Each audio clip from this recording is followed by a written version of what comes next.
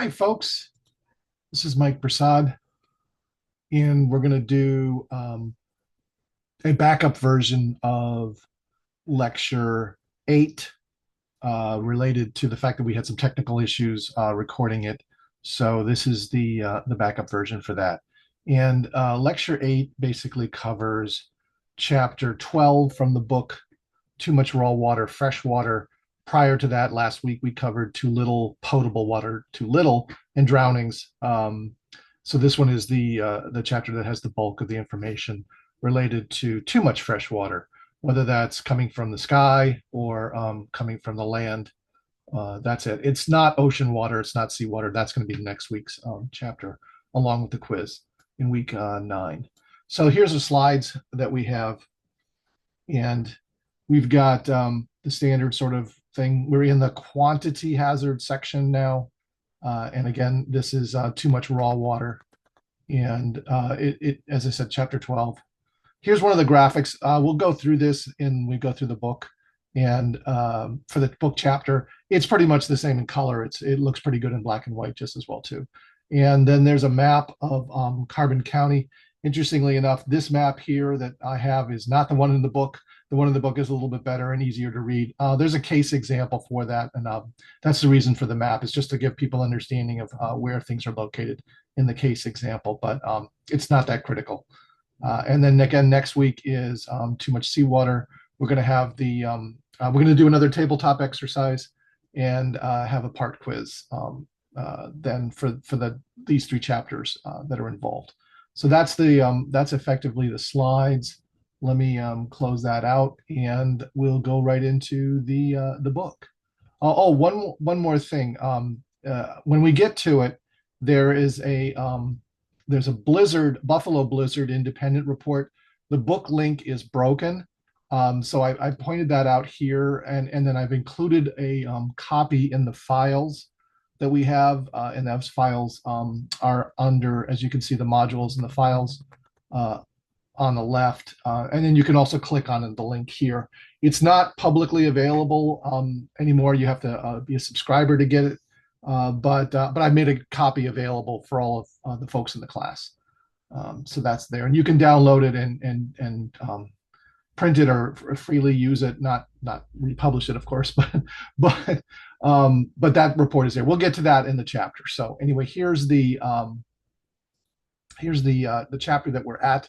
So we're on too much raw water, fresh water, and get a quote from Longfellow, into each life some rain must fall. That's kind of the classic line that you might be familiar with.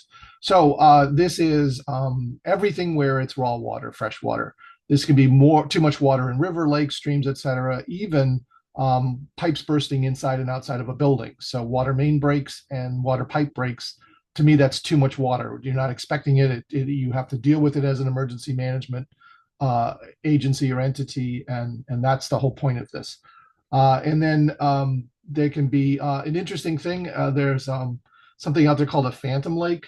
This is one example where if there's a drought condition, but later there's flooding, lakes can reappear. And there's a case here for one in California that suddenly it had been dry for decades, and then when they had a heavy amount of movement of water, rivers and things were dammed and stuff like that, then suddenly a powerful storm, this lake reappeared. And then now you've got other issues, runoff and potentially agriculture impacts and things like that. This was an area that had tomatoes, cotton, and hay, and got impacted by it in 2023. So flooding, even deserts can flood. There's a lot here, and again with the footnotes you can find some of the things. Sunny day flooding, that's something that is covered as well in the book. So, and then to digress just for a minute, there is something called the weight of water, something to be concerned about, and that is that water, square foot of water weighs is heavy. A cubic foot or a meter, a cubic yard of water in the metric system, that's a cubic meter, it weighs 1,000 kilograms. That's roughly 2,000 pounds for every 3 cubic feet of water. So that is the concern, in that building roofs and things like that are only designed to hold so much weight added onto them, and that can include the air conditioners and other things that are on there. You add some more water. If the thing is designed, a roof is designed to hold 40 pounds, and the water weighs 60 pounds, suddenly you have too much, and you're going to have a potential for a building collapse. And then, as this little side note, as soon as you add salt to it, it actually adds more weight. So salt water weighs more than fresh water does. So there, and then temperature can affect the weight of the water as well too. And don't forget, snow weighs as well. I don't know what the calculation is. It depends on the temperature and things like that. But so many inches of snow equals so many feet of water when it comes down to it. And then next up is our standard comment about in each chapter about staying away from the investigation side of things and focusing on the response and the support for life safety, incident stabilization, and property asset protection as part of the standards for emergency management and emergency response. And then next up is river, stream, lake flooding. So these are some definitional type things, reminders again about the threats that can turn into hazards. There are cases here across the globe that can be impacted, and then pointing out that there's a number of federal and state organizations in the United States that monitor raw water bodies. And there were a number of these that we included in a table of website links in Chapter 2, the Emergency Management 101 chapter, which is starting on page 12 of the book. There's a lot of really good resources there, and in terms of who's watching for the U.S. Geological Service. There's a dam group that watches under EPA. I'm not sure. So the point is take a look at that, and then do know that a lot of these have geospatial intelligence systems, or GIS, impacts. Your local jurisdiction may have some tools that are available, for example, to planners, urban planners, and road planners, things like that. Those same software and subscriptions might be very valuable to emergency management because the maps and the add-in maps that they have available for those can include things like rivers and streams, and even monitoring devices to provide data all in a consolidated area, consolidated screens and systems. So, and then just because there's a drought doesn't mean that flooding can't occur. And then, of course, the complexity of flooding, whether it's freshwater flooding during a part of a tropical storm, is a complex part. We'll cover that in Chapter 14. So we talked about this a couple weeks ago too, in that a lot of industrial sites that have hazardous chemicals and other things stored on their sites probably have some level of protection, berms and walls and things that keep the standard type leaks out. But those are also designed to keep outside influences from coming in to some level. If it's a 4-foot wall around, dirt wall around a like a fortress kind of a thing, around a container, a large, let's say, an oil refinery has a container, or a chemical plant has storage devices. If there's more than 4 feet of water because of flooding, then the risk is that whatever's in that container could leak out and then wake its way into the community. So those are the concerns, that there could be toxic floods, toxic elements coming into the water stream, the watershed, and the ground contamination as well too around the area and beyond. Next up is water main breaks. So that is the concept that that of course millions of gallons or liters of water can go into streets and basements anywhere that's low. It's probable that homeowners insurance may not cover flooding. And U.S. flood insurance usually does cover water damage from broken water mains and subsequent floods, but that's something that has to be dealt with from an emergency management perspective at the moment it happens. Those are all recovery and restoration solutions. Water main breaks have reached the level of federally declared emergencies. There's a footnote for that with a reference. And everyone's got the problem of aging and inadequate water infrastructure. When I was writing this book in 2021, and so I remember there were some Hudson County ones that were happening while I was writing it. Water main breaks from water mains underneath roadways where the roads had been degraded in terms of salt and freezing from storm after storm and winter storm, I should say, snowstorms and so forth. And then on top of that, the fact that the road was probably built in a time when there wasn't as much traffic and not as many heavy trucks on that roadway, as an example, and that can exasperate the possibility of a break. And I believe that's what happened in a couple of those. I don't have the exact cases or studies for those. They weren't to the level of a declaration. So as noted here, there's approximately 240,000 water mains breaks a year in the U.S., and it's $1 billion loss issue as water mains leak trillions of gallons of treated drinking water. So this is something that water managements have to deal with. There can, of course, when the water is gushing out like that, water pressure gets reduced. Potentially, if the water company cannot reroute it to the hydrants and other things, there could be fire suppression issues that come about if you can't mitigate the loss of water from the water main break into back to service for both the community for drinking, as well as for hospitals use and industrial use, and of course, fire hydrants for firefighting. That can be a challenge for a community. So things to be aware of, like conversations to have. Oh, you have a water main break. What are we doing? What downstream, so to speak, infrastructure is impacted, including our fire safety stuff. Now we're going to switch over to the alphabetic list of the hazards.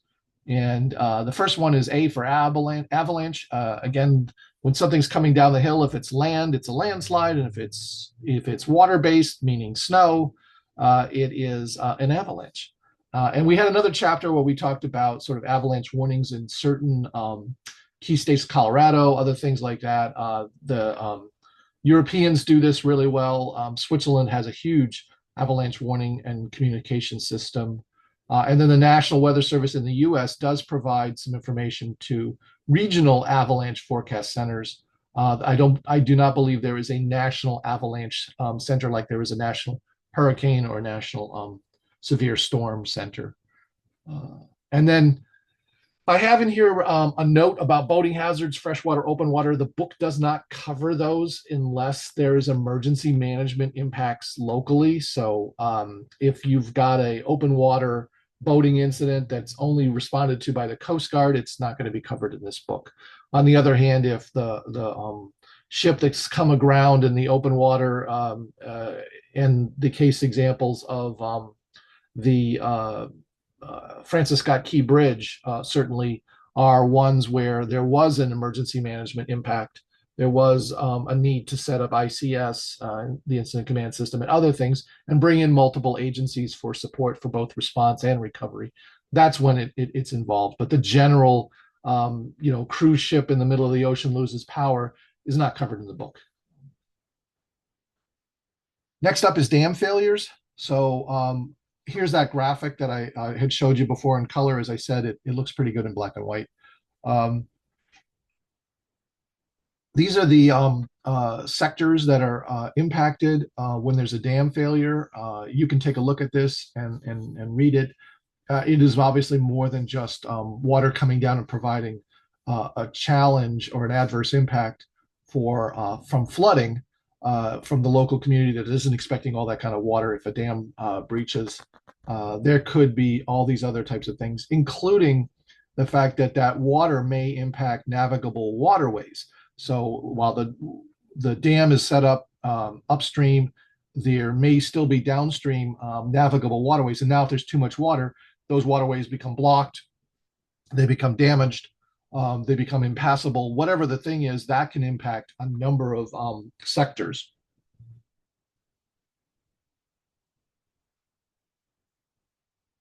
Next up is a list of the federal agencies in the United States that are involved with dam safety and security.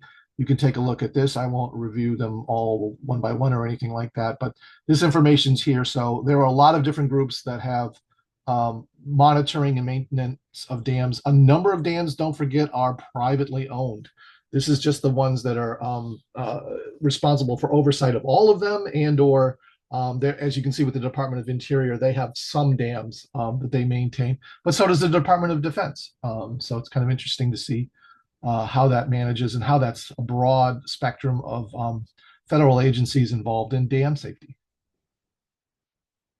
Next up is flash flooding. This is generally caused by slow-moving rainstorms, and it can be exacerbated by clogged roadway drains, prior rain events, and poor absorption of the rainwater into the soil. So basically, if it starts to rain and it's still raining, and then the next day it's raining and it continues to rain, those are the situations where we're concerned about. And it was actually this kind of storms that got me into, those are some of the first emergency management when I was a paid employee with the Red Cross. Sort of too much water was the start for me of large disaster responses. I was a volunteer between 2006 and 2008 for the Red Cross, and pretty much all I did was respond to home fires. And of course, the proverbial car into building, causing the building to become uninhabitable. And of course, when I started in 2008-ish, somewhere between there and the next year or so, we had H1N1. That was a big non-fire incident. But beyond that, there was flooding. It was a disaster. I think it was a declared disaster in Somerset County. And it wasn't Floyd. It was sometime after that. And then I did disaster assessment in Manville, working for a volunteer who's a national volunteer named Sarah Perkins. She is the best in the country when it comes to disaster assessment, which is part of in the Red Cross world, that's part of the planning section. So they do a lot of site surveys, specifically of individuals' homes. So while disaster assessment or damage assessment on the public assistance side is looking at infrastructure like bridges and parks and schools and municipal buildings and so forth, to look at damage to figure out whether they can potentially qualify for federal assistance, and what sort of needs to be done to restore services to the community. The Red Cross is looking at damages to individuals' homes to see what kind of casework is needed, whether additional organizations need to get brought in for support, and how this is going to be potentially supported from an individual assistance perspective if there's a declaration. So this is kind of intelligence that helps the counties report up to the governor, so that the governor can make the request for individual assistance if that kind of thing meets thresholds and stuff like that. So I did disaster assessment work in Manville. That has had a number of flooding incidents over the years. I've done it a couple of times and been involved in multiple storms. Irene and Ida both. I was in Manville for both of those responses. One big storm, which was not a presidential declaration, I started setting up a shelter in North Plainfield, which is in Somerset County, and at least one family brought their dog. We figured out how to set up the dog. At that time, pets were not allowed in Red Cross shelters, but there's always that area right before registration that isn't quite in the shelter technically. And then I got the call from my executive director to say, well, leave some other volunteers to manage that shelter. You've got to set one up in Cranford. which is on the other side of the county. It's actually in another county. It's in Union County. So I drove through 4 inches of water. Not something I recommend anybody do. It is actually a big no-no. Through the streets of not on 22. 22 was which was the highway was between North Plainfield and Cranford, effectively, was blocked off because of the heavy storms and flooding. So it was sort of back roads, and many of those had that flooding that we just talked about with clogged drains and things like that. There was a lot of water, but I set up.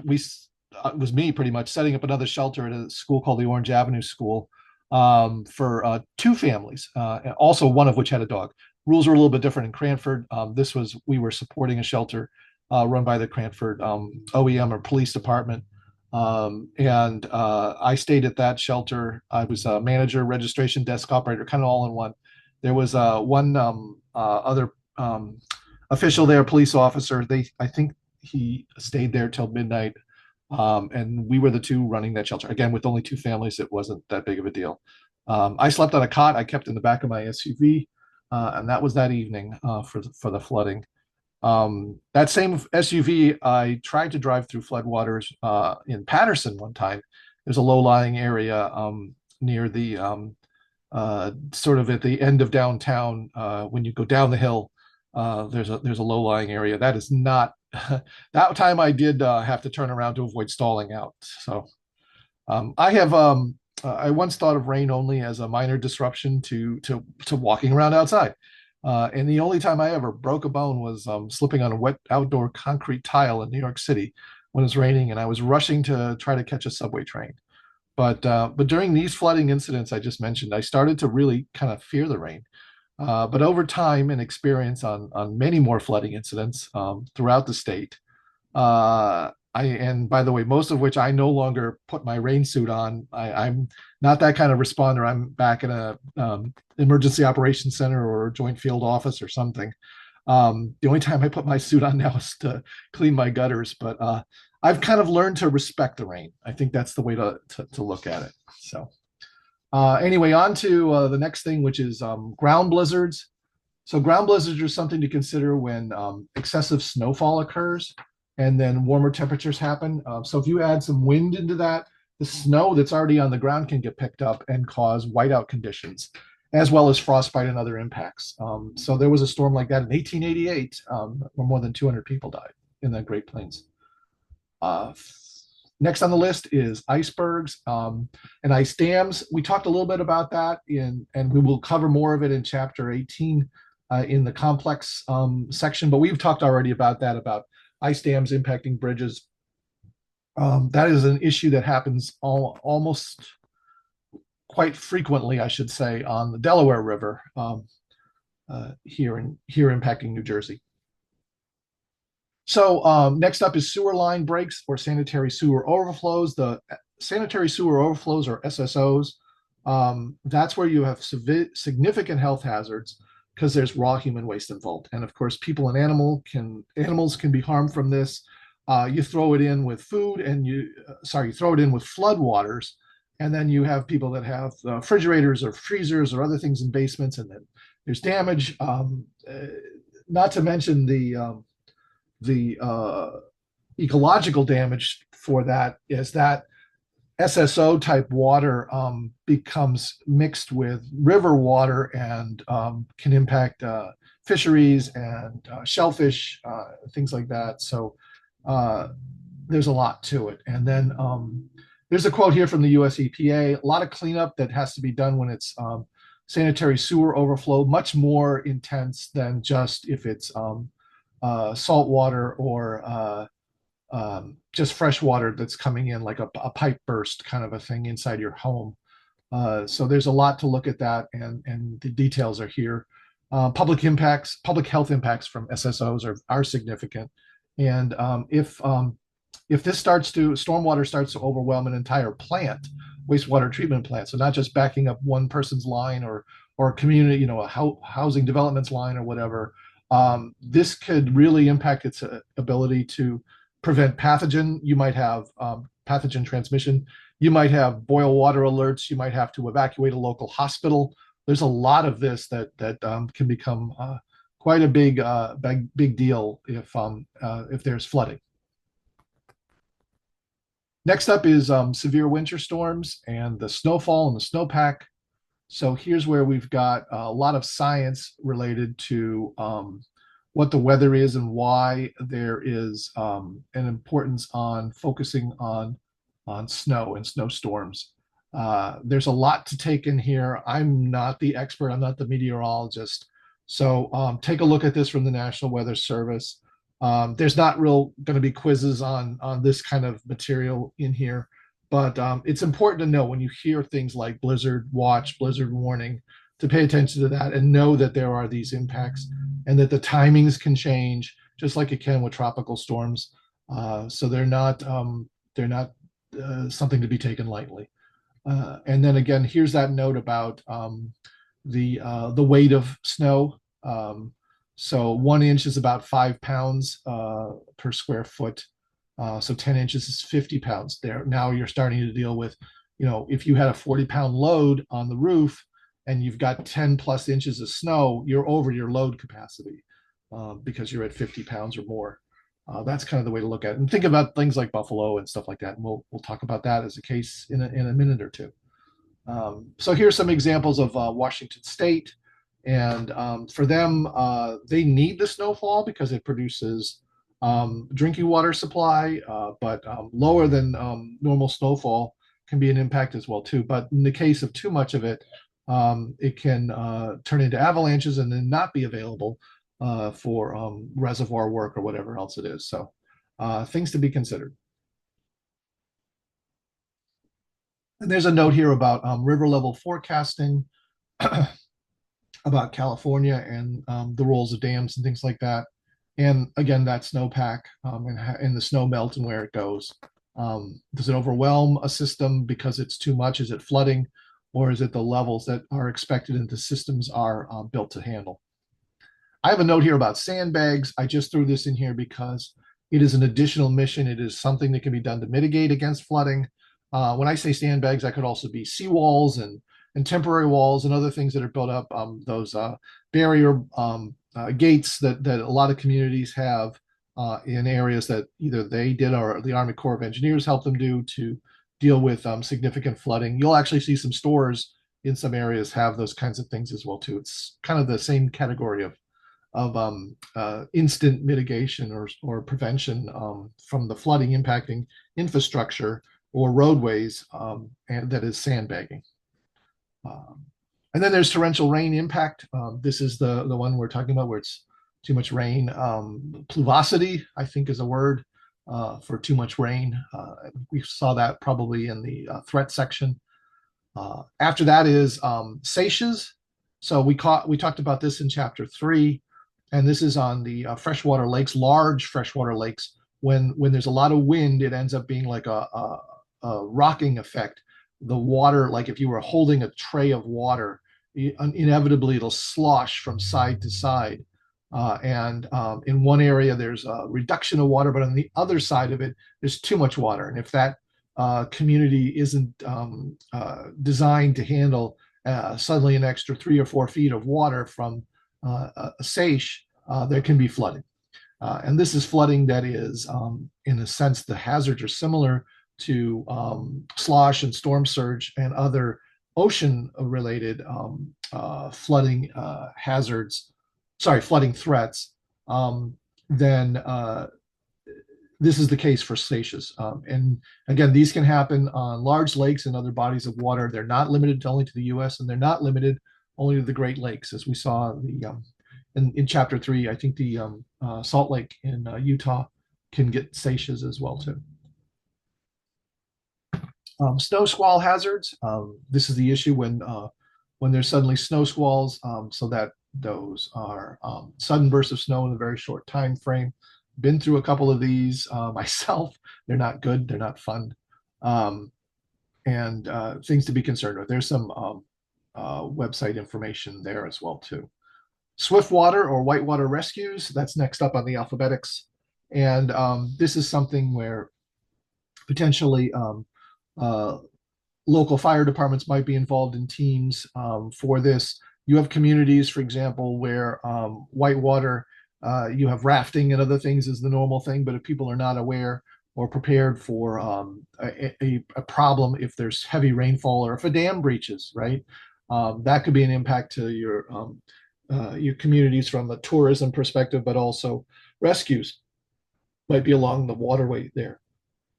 And of course, the standard or classic one that we see in urban areas is the idea that the car into the water type of a thing. So uh, uh, tactical teams, search and rescue, ESF 9 is the area that's focused on that. So urban search and rescue, this can be specialized teams, and they may be made up of folks from your fire department and other things. So something to be concerned and consider when you're dealing with how much water and where, that sort of thing. Tropical storms, as we mentioned, are going to be covered in chapter 14. And here's that case study that I mentioned. So Buffalo in New York in 2022, they had a major snowstorm. This was a blizzard with lake effect snow, something we talked about on the threat side. So both Buffalo and the surrounding area, Erie County, were hit. At least 44 people died, were killed from the snowstorm. And I was surprised to learn that Buffalo did not have a formal emergency management manager or staff at that time. They have since hired a person as their emergency services manager, but they relied then on their police, fire, and public works to coordinate, collaborate, and that just did not happen. Those efforts were siloed and uncoordinated. They had lack of cooperation between local and county officials. Um, uh, there were people stranded at the airport. There was people stranded with other transportation systems, and of course, people could not get to shelters. The thought that that part of Buffalo would be normally prepared for snow, you would think would be the case, but this was snow upon snow, and I believe it was a holiday time frame when crews were normally on vacation. So all the sort of perfect storms, kind of scenarios were there. There were some, there have been some after action reports written, at least one of them done in collaboration or cooperation with the community there. And that was done by the New York NYU's Rudin Center for Transportation. That report has a lot of transportation focuses to it and recommends a lot of things related to transportation, including things like more snowplows. It doesn't really cover the fact that the interoperability and the inter agency cooperation, it doesn't cover that. It doesn't and it doesn't focus on the sheltering needs for a community that is a lot of parts of Buffalo are very transportation dependent. That means that if there's a lot of snow on the ground, they don't have another way of getting to out of their homes, and if their homes lose power or they don't have enough heat, they're stuck, and they need people to rescue them. And now there's no way to get those resources there, and that's kind of the thing is should they be in that position at that point in the storm? How is things communicated? How are things communicated to local community members and other teams? So let me just switch over to back to that report. So let me go back up to the module. Oh, I'm in the wrong thing. That's why. Let me go back to the lecture. Okay, so here's where the sorry, let me go back here and log back in.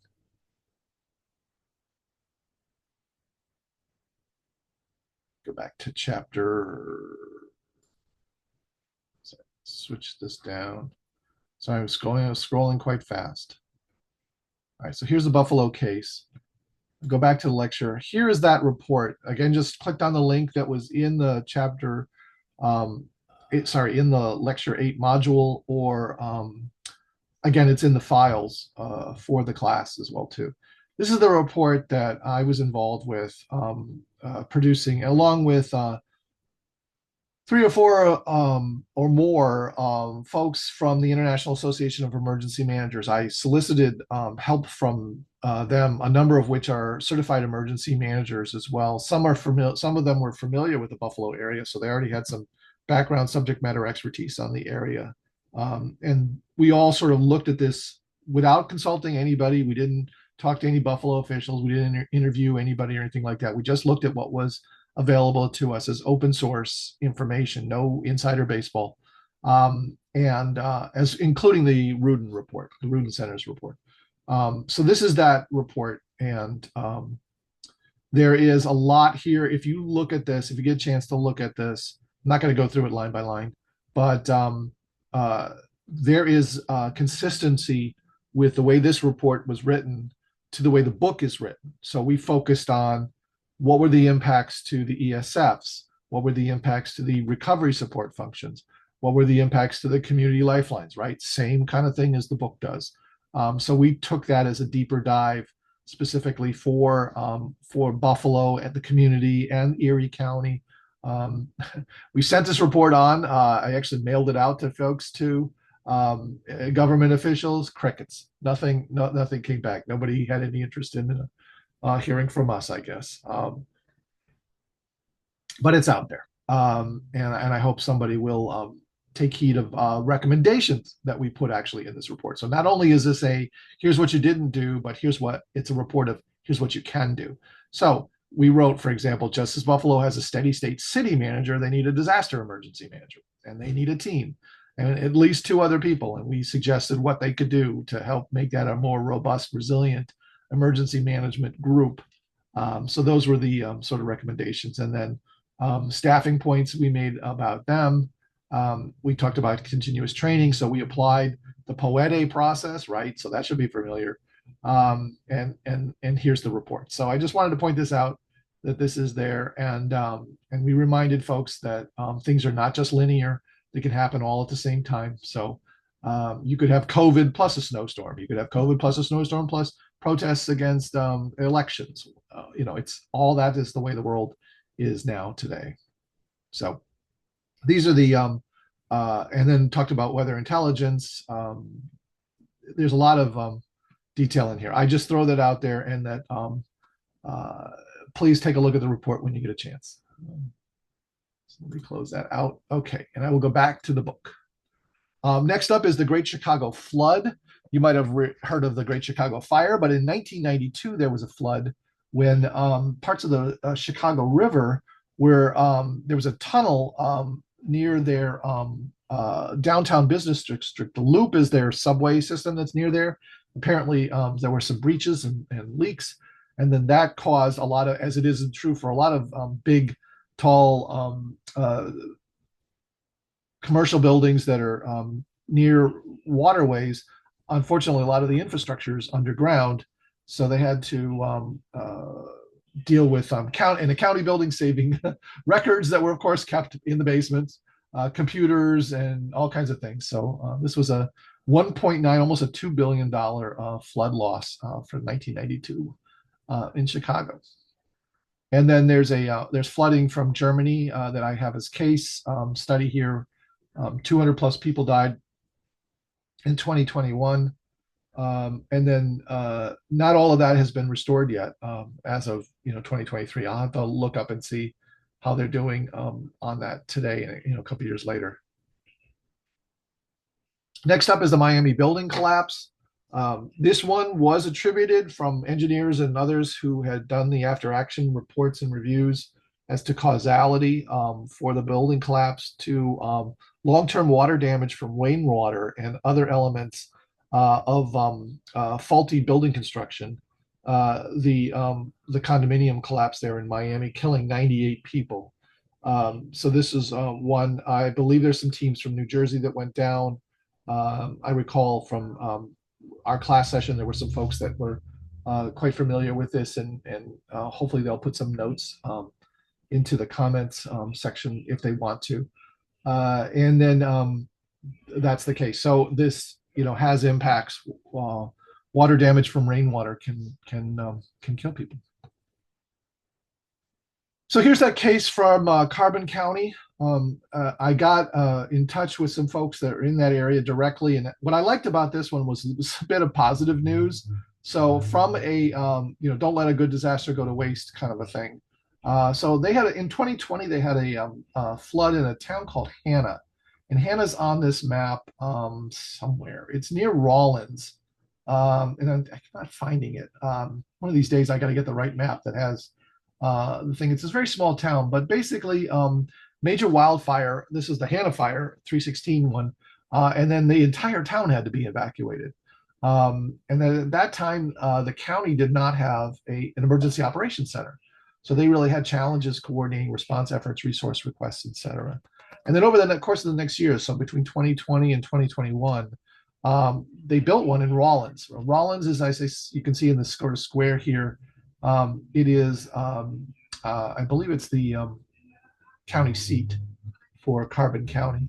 And they called it C4, which is the Carbon County Coordination Center, right? C4. They used donations. I think they have done car washes and bake sales. I don't know what they did, but they also got matching grants from the state and the feds.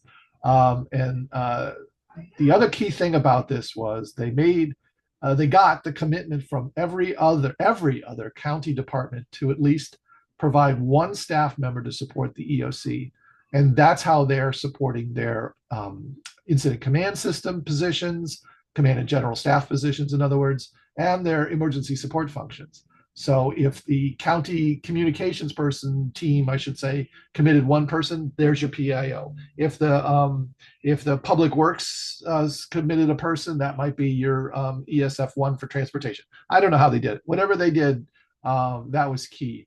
And then, sure enough, March of 22. So just after they had finished building out their emergency operations center, the C4, they had a series of cascading water-related hazards. So we had multiple water breaks that occurred in Rawlins and the next door town of St. Clair. And then they had over 30 people in their EOC support. So those are all those folks coming from the different departments, so that they were able to get coordination between private sector. Kind of this was a water main break. The county, the town of St. Clair, the city of Rawlins, as well as state partners to work together. Again, some of the things that we expect, and we really see as positive benefits of having that collaboration, coordination, cooperation, and communication that exists within an emergency operations center under unified command, that sort of thing. And they were, there's a list here of all the different agencies and partners. The hospital, at first they thought they might have to evacuate it. And then they did in fact, just did some wastewater management support, running the toilets manually, for example. And they got a lot of praise from the governor in Wyoming there for this work. So positive story. If anybody needs to or wants to connect with them, let me know, and I will make that connection if you want some background and more background, I should say, and a really good case study and example that I think more people should learn about. Next up is a North Carolina University Center for Geospatial and Analytics has a software package they created called Futures, which is a model for flood risk in urban areas using exposure, hazard, and vulnerability. This is, if you're a technical person, this is out on the GitHub repository. There's the link where you can find that software. If you're GIS folks can tie this in, that'd be great, because then you have the ability to do some analytics. In Japan, they have river management, which is kind of interesting. I thought it was neat because when I was doing the research for the book, I found this and it was like, oh, they have river law. So they classify their rivers and then they do different sorts of sets of things around them. So if a river is classified one way, you can't overbuild on it. It's designed for this versus that. And then they also have how it's managed and who the administrators are of the rivers, who's responsible, right, for managing not only the day-to-day, but also the disasters from that. So they do all kinds of different notifications related to torrential rain hazards from that. So again, more resources there under reference number 80. And then in New York State, they have some programs that they're doing in the Lake Ontario area related to flooding on the St. Lawrence and the lake. And those references, I should say, are there from that. So this type of work, water management districts, that may be what it is more of in the United States compared to river law in Japan. But floodplain management, and this is something that floodplain management, something that happens other places as well too. European floodplain management is moving people away from those areas because of the high cost of flood insurance. That sounds familiar, right? Next up is Red River flooding in North Dakota. So this was a case example of where there was different sets of flood gauges, and they were basing their modeling on one mathematical model, but apparently it wasn't quite right. And then they ended up with 4 feet over the water, and now they have better river gauges and things. So the case and examples there, you can look up. It's a good study, and it's something to keep track of. You know, here in the U.S., we're going to be concerned with who's managing our flood gauges, who's maintaining them, who's supporting them. Those are all long-term issues that everybody's got to focus on, because it only hits you when it's too late, kind of a thing, and you can't stop that water from cresting and breaching your levels of support. In the gray box is a case for where the U.S. Army Corps of Engineers, that's a USACE, did a project in tribal lands, did some flooding mitigation in the Hopi tribe. It's a good one. Another case in New Jersey, we don't have any sovereign tribal lands. New York State does have 8 or 9, I think, nations that could benefit from these types of projects. So things to consider. Here's our impacts to the disaster cycle. So that's the end of the cases and the threat and hazard analysis section. And we're now into the sort of standard listings that we've gone through before. There's not much difference between too much raw water and fresh water, and the other aspects of too much water otherwise. But here are your preparedness, response, recovery, mitigation impacts. You can look those over there and see how they are. This is fairly similar to what was at the part lead for this as well too. Next up is the adverse impacts to the incident command system. Again, with those SSOs, those sanitary sewer overflows, there are risks to responders, right? Pathogens and other things like that. So dry suits instead of wet suits. If you're dealing with floodwater, swift water rescue might have to change their suits if there's oil or hazard material in the water. And again, looking at those dive team concerns, not only the physical health of getting caught on something, because your swift water rescue work in an area where it's there could be underwater hazards, tree branches, road signs, car parts, whatever it is that's floating around or stuck underneath the water could get caught on. But also, of course, if you're recovering any drowning victims, there's mental health and wellness concerns for those responders that need to be taken care of. PIOs need to focus on those turnaround, don't drown messages.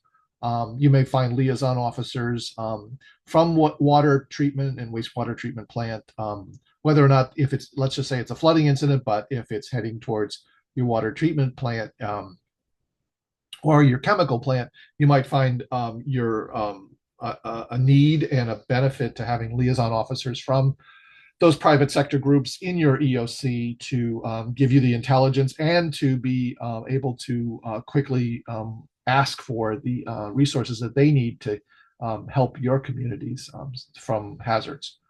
So these are some of the things. A note that on the intelligence side related to the topography of the river, of where the water is, I should say, where the broken water mains are hitting. Those are really things, where the flow is, how it's flowing, what the levels are, temperatures, water depth, a lot of stuff that's involved in flooding. And then here's an example of where at Clemson, they did some AI with evacuation planning for South Carolina. I don't know how well that worked. pre Helene and Milton. Be interesting to see whether there was a connection or benefit. Maybe something to look up for me to look up. I'm gonna write that down. So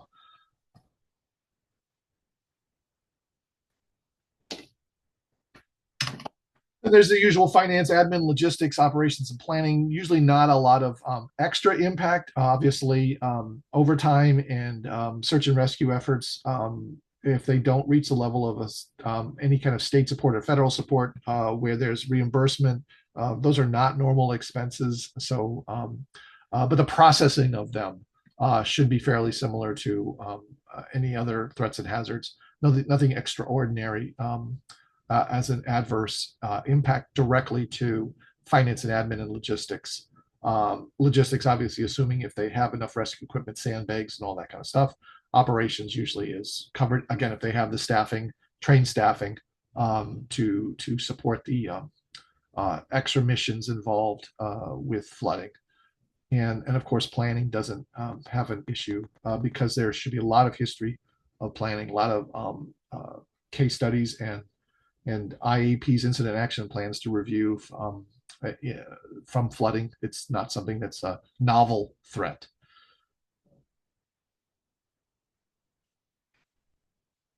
Here's our impacts to planning, organization, equipment, training, and exercise evaluation of the POETE structure. I don't know why that says PGE. That's interesting. There's another one of those cases, I should say.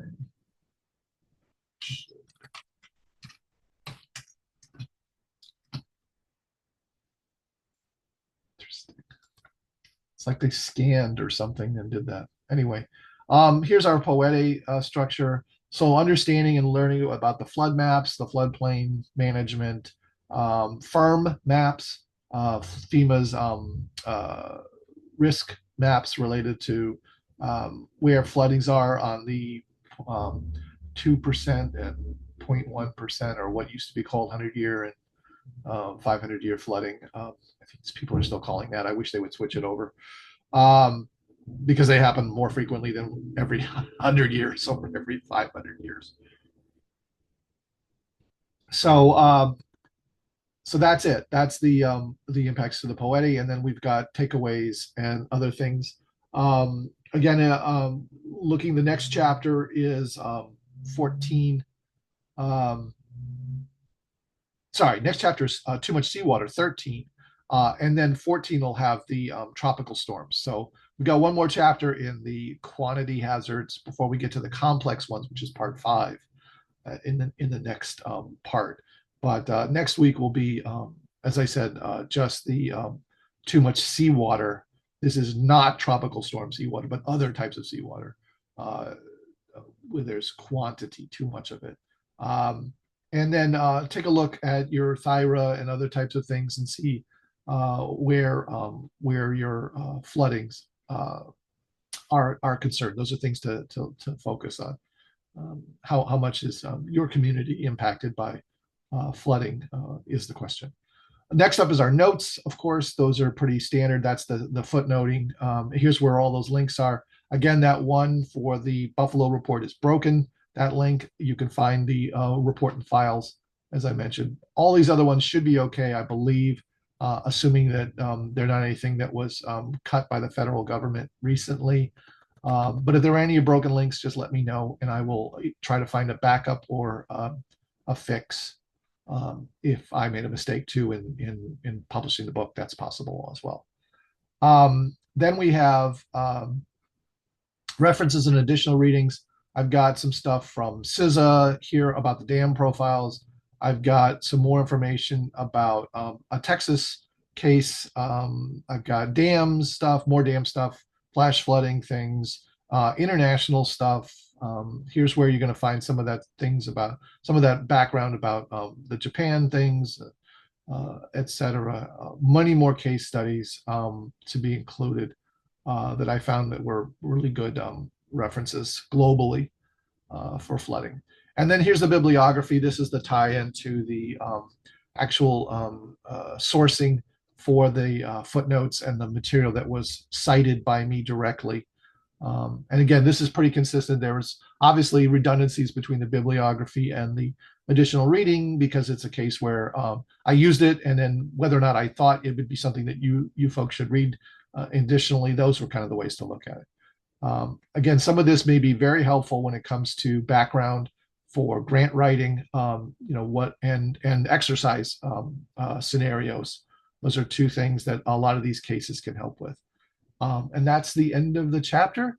And again, next week we will look at too much seawater, do another tabletop, and have a quiz for that part, the part covering chapters 10 through 13. So we will talk to you then. Thanks.